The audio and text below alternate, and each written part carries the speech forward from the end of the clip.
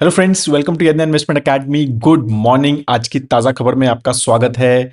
Global news से शुरुआत करेंगे। कुछ इंडिया स्पेसिफिक और कुछ स्टॉक स्पेसिफिक न्यूज़ के बारे में हम बात करने वाले हैं आज।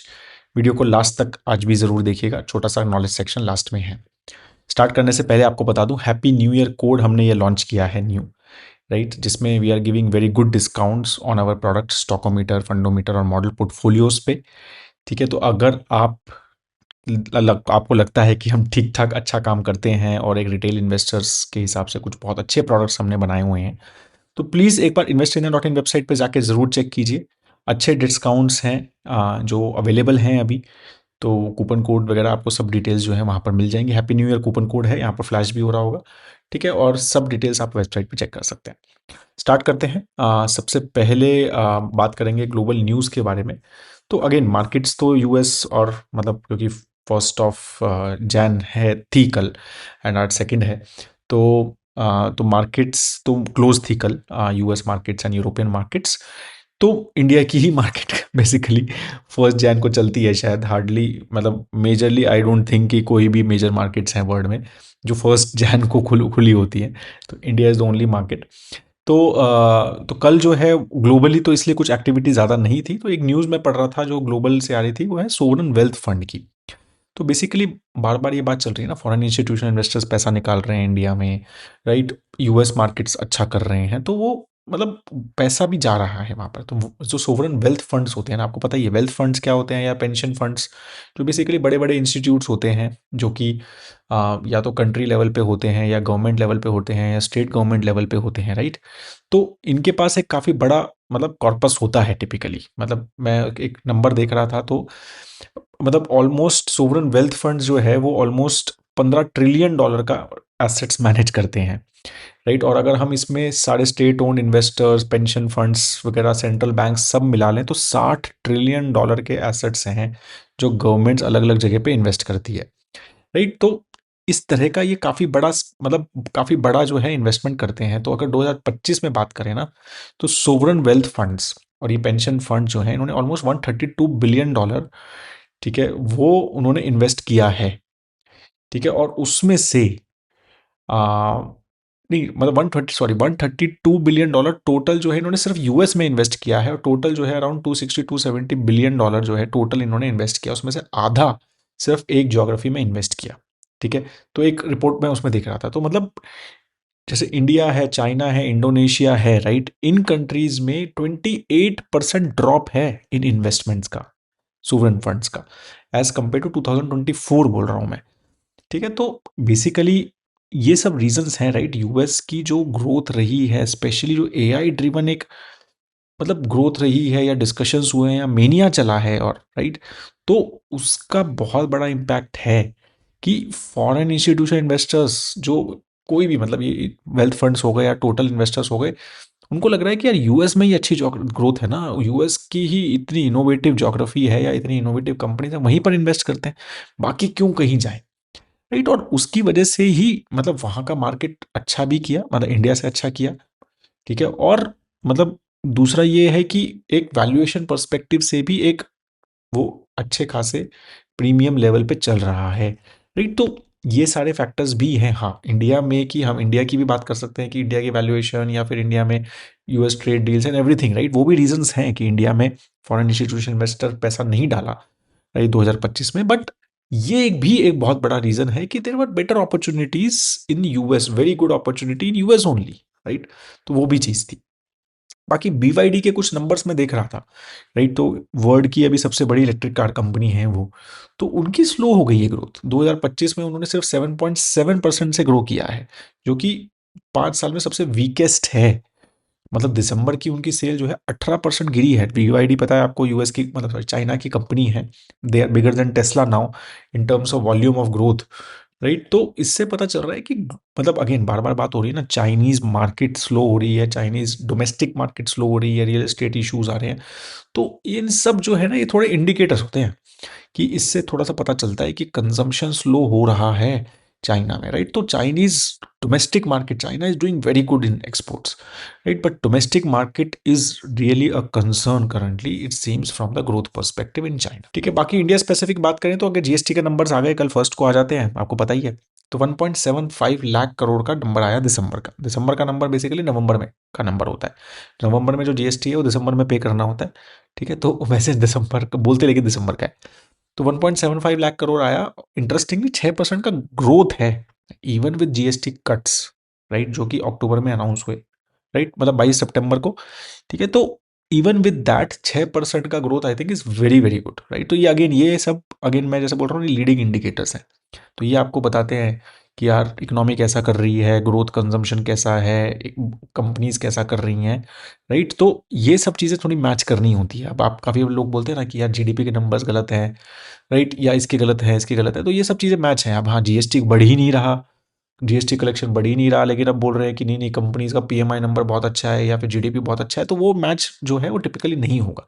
बट यहाँ पे even with GST, good GST cuts, right, उसके बाद भी अगर जो है इस तरह का वो नंबर आ रहा है, 6% ग्रोथ आ रहा है, तो I think that's a decently good number. Y to, मतलब ईयर टू डेट भी जीएसटी जो है 6.87% से ही ग्रो हुआ है, right? So it has been a good even after declining, right, in the GST numbers, right? तो that is very very good I think। बड़ी जो न्यूज़ थी कल वो आईटीसी के ऊपर काफ़ी आपने देखा होगा, परिमल ने वीडियो भी बनाया था कल मिंट में अपने।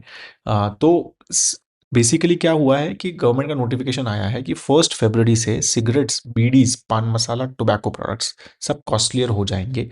एडिशनल सेस लगाया है, राइट, इन सब प्रोडक्ट्स पे, ठीक है। तो बेसिकली एडिशनल एक्साइज ड्यूटी है टोबैको प्रोडक्ट्स पे, और हेल्थ सेस है पान मसाला पे भी वो लगाया गया है, राइट। और जो पहले कंपनसेशन सेट सेस लगाया था वो रिप्लेस किया इन्होंने, सिन गुड्स में डाला है इसको। अब उसके ऊपर ये हेल्थ और नेशनल सिक्योरिटी सेस जो है ये लिवाई किया है इन प्रोडक्ट्स पे, राइट। और इसके चक्कर में सब ये गिरा है। आईटीसी कल 9% गिरा, गोदरेज फिलिप्स ऑलमोस्ट 15% गिरा, राइट। तो ये सारी चीज़ें जो है ओवरऑल कल रही। और इंटरेस्टिंग, तो कल अगर मेरे को याद आ रहा है तो कल एक मेम भी था इसके ऊपर। तो कल क्या हुआ, बाई चांस बीका जी का स्टॉक भी गिरा, राइट। और शायद कुछ एक दो अल्कोहल कंपनीज के भी स्टॉक गिरे हुए थे, थोड़े थोड़े गिरे थे, वो ज़्यादा नहीं गिरे थे। बट लोगों ने यही कहा कि यार क्या चल रहा है, तो टोबैको स्टॉक्स भी गिरे हुए हैं, कि दारू के स्टॉक्स भी गिरे हुए हैं और चखना भी गिरा हुआ है, जस्ट फॉर फन, सॉरी। ठीक है। तो हाँ, अब नेक्स्ट न्यूज़ है पावर कंजम्पशन rises 7%, राइट, इन दिसंबर। तो दैट इज गुड अगेन कि मतलब कोल्ड वेव आई है तो 7% बढ़ी है। तो इस बार बिकॉज ऑफ समर्स इतनी ज़्यादा स्ट्रांग नहीं थी, तो इसके चक्कर में power consumption, peak power consumption मतलब ज़्यादा बड़ी नहीं थी। मतलब 2024 में ही peak power consumption of 250 gigawatt आई थी। इस बार आई थिंक 241 तक रह गया था, ठीक है, 242 तक।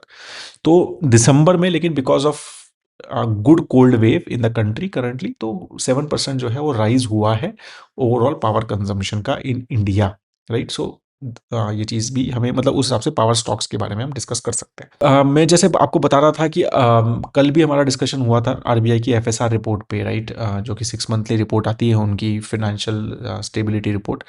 तो उसमें उन्होंने हाई इंश्योरेंस कमीशन के ऊपर, अब ये चीज़ मल्टीपल टाइम हो चुकी है, आईआरडीआई ने भी करा है, फाइनेंस मिनिस्ट्री ने भी, हमने मॉर्निंग न्यूज़ में इस बारे में डिस्कस किया है, right, during the discussion of insurance bill, ठीक है। इन्होंने भी हाई इंश्योरेंस कमीशन जो है at as a risk to affordability and penetration. तो अगर मुझे भी ऐसा लगता है, राइट, कि मतलब इंश्योरेंस है very very high commissions, insurance products, और उसके चक्कर में क्या होता है, वो पास ऑन हो जाते हैं अब कंज्यूमर को। अब उसके चक्कर में वो महंगा हो जाता है, तो उसकी पेनिट्रेशन जितनी इंक्रीज हो सकती है उतनी नहीं होती है, अफोर्डेबिलिटी रिड्यूस हो जाती है। और यही आरबीआई बार बार बोल रहा है, और यही फाइनेंस मिनिस्ट्री ने भी बोला था। और I think there will be something, right, ऐसा लग रहा है कि, और एक बड़ा अचीव मतलब गोल है आईआरडीआई का जो रेगुलेटर है, कि भाई इंश्योरेंस फॉर ऑल बाय 2047। तो मतलब नेक्स्ट 22 ईयर्स में सबके पास इंश्योरेंस होना चाहिए। तो उसके लिए the affordability becomes very very important factor. तो यही चीज़ आरबीआई ने भी चीज़ बोली है कि ये चीज़ हमें कम करनी है, they should be something on this. And I am assuming, right, with now this AI, थोड़े आईआरडीआई को मोर पावर्स दी गई हैं न्यू इंश्योरेंस बिल में जो पास हुआ है। तो ये सारी चीज़ें के ऊपर थोड़ा सा शायद काम होने की उम्मीद है। अब कुछ स्टॉक स्पेसिफिक न्यूज़ का बात करते हैं। तो सबसे बड़ी जो न्यूज़ है वो है सेफायर फूड्स और देवयानी इंटरनेशनल का मर्जर। तो ये दो कंपनीज थी जो अलग अलग जोग्राफी संभालती थी for the Yum brands, right, जो कि बेसिकली पिज़्ज़ा हट और केएफसी मेजरली संभालता है इंडिया में, मतलब जिसका ये सब ब्रांड्स हैं। तो ये 2 कंपनीज़ उन्होंने अलग-अलग ज्योग्राफी दी हुई थी, एक को नॉर्थ दिया हुआ था, एक को साउथ दिया हुआ था टाइप्स। अब वो दोनों मर्ज हो रहे हैं, राइट? और हमने काफ़ी बार इसका एनालिसिस भी मैंने भी पहले किया था, तो हमेशा हम यही बोलते थे कि रिस्ट्रिक्टेड है, ज्योग्राफी रिस्ट्रिक्टेड है, तो it is not worth looking at these companies, क्योंकि आप उसमें आप पूरा पोटेंशियल नहीं कर पाते। But now I think it is worth looking at definitely. तो बेसिकली देवयानी जो है वो 177 शेयर्स इशू करेगी फॉर 100 शेयर्स ऑफ सेफायर, ठीक है, as part of the deal. 210 से 225 करोड़ की सिनर्जीज कंपनी इज एक्सपेक्टिंग, ठीक है, second full year of operation से। एंड 12 से 15 महीने वो दे आर सेइंग कि इस मर्जर को हमें लगेंगे ओवरऑल रेगुलेटरी अप्रूवल्स वगैरह लेने में, राइट? तो ये जो कंपनीज हैं ऑलमोस्ट 3000 आउटलेट्स रन करती हैं इंडिया में, और थोड़े कुछ आउटसाइड इंडिया भी, right? Majorly as I said KFC and Pizza Hut is the major brands they run. Jubilant FoodWorks we know Domino's run करता है, और वेस्ट लाइफ जो है वो मैकडोनल्ड जो है इंडिया में रन करता है। तो again overall this space is not doing very well, right? जो QSR बोला जाता है, क्विक सर्विस रेस्टोरेंट्स, बहुत अच्छा नहीं कर रहे हैं, मतलब stock wise I am saying it. तो उसमें मेरे को लग रहा है कि यही चीज़ें हैं कि जब चीज़ें टिपिकली जब हम देखते हैं स्लो डाउन वगैरह होते हैं, तो इस तरह की मर्जर्स एक्विजिशंस आर होते हैं, right? When markets are not doing well to grow, to do something new, तो ये सब चीज़ें होती हैं। अब तो कल हमारी वोडाफोन आइडिया के ऊपर बात हो रही थी कि भाई इतना गिरा है, और कल सुबह मतलब हो रही थी, और कल जो है वो 10% बढ़ गया। इन द स्टार भी जो है वो 52 वीक हाई हो गया है, मेजरली आफ्टर जो गवर्नमेंट का नोटिफिकेशन आया है AGR ड्यूज के ऊपर। आई थिंक मार्केट ने उसको अच्छे से पढ़ा, तो उसमें मतलब उनको इतना नेगेटिव नहीं लगा जितना उनको कल लगा था। But I think it will we will get more details now from this, right? बाकी कुछ कुछ अपडेट्स आने शुरू हो जाते हैं, राइट? आपको पता ही है कि जब नया महीना मतलब नया क्वार्टर शुरू होता है, तो कुछ कुछ कंपनीज अपने क्वार्टरली अपडेट्स देना शुरू कर देती है, राइट? और तो वो चीज़ें मतलब हम क्या कहते हैं, कल या परसों से हमें शायद देखने को मिल जाएंगी, एंड उसके बेसिस पे भी आई एम श्योर मार्केट थोड़ी बहुत रिएक्ट करेंगी। बाकी जो बड़ा न्यूज़ था, राइट, जो आज अगेन इट में इम्पैक्ट कल भी थोड़ा सा रहा उसका, वो था कि ऑटो के नंबर्स आते हैं मंथली, राइट, हमें। तो वो काफ़ी इंटरेस्टिंग है, राइट? ओवरऑल अगर हम देखें कि ऑटो इंडेक्स वैसे भी अच्छा किया है, 18% बढ़ा है लास्ट 6 महीने में, राइट? तो auto stocks have been doing well, especially GST driven rally एक रही है लास्ट 2 3 4 महीने में, राइट? अगस्त से जब से प्राइम मिनिस्टर ने 15 अगस्त को अनाउंस किया था, उसके बाद एक ठीक ठाक रैली रही है, राइट? तो अगर हम देखें तो महिंद्रा एंड महिंद्रा ने दिसंबर में 25% ईयर ऑन ईयर सेल्स बोला है कि दे हैव इंक्रीज्ड, तो that has been very good. Eicher Motor ने भी अपने कमर्शियल व्हीकल्स को 26% इंक्रीज बोला है, truck and bus sales overall. Escorts Kubota, right, Kubota, right, जो कि ट्रैक्टर बनाती है, तो उन्होंने भी एक अच्छी ग्रोथ 38% की ग्रोथ जो है दिसंबर में रजिस्टर की है। टाटा मोटर्स जो पैसेंजर व्हीकल है उसने भी 14% की ग्रोथ जो है वो दिसंबर में बताई है। तो it has been a pretty good last 2 3 months from auto perspective. दिसंबर तो फेस्टिवल सीजन भी नहीं है, राइट? उसके बाद भी अच्छा खासा वॉल्यूम ग्रोथ जो है most of the companies have given. तो that's why I think auto sectors थोड़े से पॉजिटिव रहेंगे, एंड GST इम्पैक्ट डेफिनेटली, मतलब ऑटो सेक्टर पे सबसे ज़्यादा मुझे लग रहा है कि उसका पॉजिटिव इफेक्ट जो है ओवरऑल वॉल्यूम ग्रोथ पे GST का रहा है ओवरऑल, राइट? तो वो चीज़ हमने मतलब हमें समझनी चाहिए। मतलब मैं ये देख रहा था जब से GST रिफॉर्म हुआ है, राइट, ट्रैक्टर के 27% वॉल्यूम बढ़े हैं year on year, commercial vehicle के 16% बढ़े हैं, पैसेंजर व्हीकल के 12% बढ़े हैं, टू व्हीलर्स के 11% वॉल्यूम्स बढ़े हैं लास्ट 2 3 महीने में। So that has been a decently good growth for a sector जो डोमेस्टिकली वॉल्यूम हार्डली ग्रो हो रहा था लास्ट 3 4 साल से। वॉल्यूम ग्रोथ तो था ही नहीं, जो भी हो रहा था वो वैल्यू ग्रोथ हो रहा था या एक्सपोर्ट ओरिएंटेड ग्रोथ हो रहा था। जो भी कंपनी अच्छा कर रही थी, बजाज ऑटो हो गया, TVS हो गया, या मारुति हो गया, राइट, वो सब ऑटो अपने एक्सपोर्ट्स की वजह से अच्छा कर रहे थे, मतलब डोमेस्टिक में कुछ खास नहीं था। तो लेकिन अब जो है एटलीस्ट वो चीज़ थोड़ी सी इंप्रूव होने शुरू हुई है।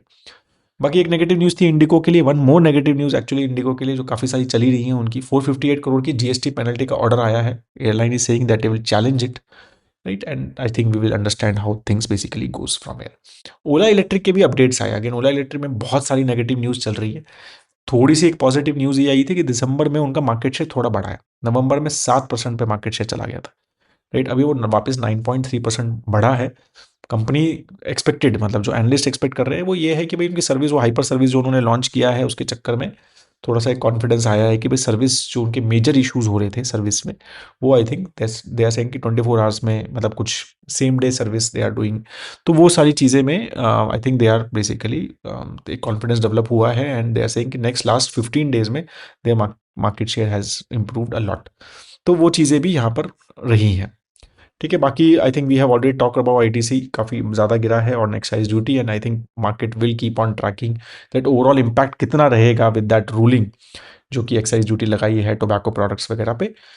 मोस्ट ऑफ द एनालिस्ट जो मैं पढ़े हैं वो यही कह रहे हैं कि 15 से 20% तक जो है वो मतलब इम्पैक्ट है which they will have to pass on to the customer.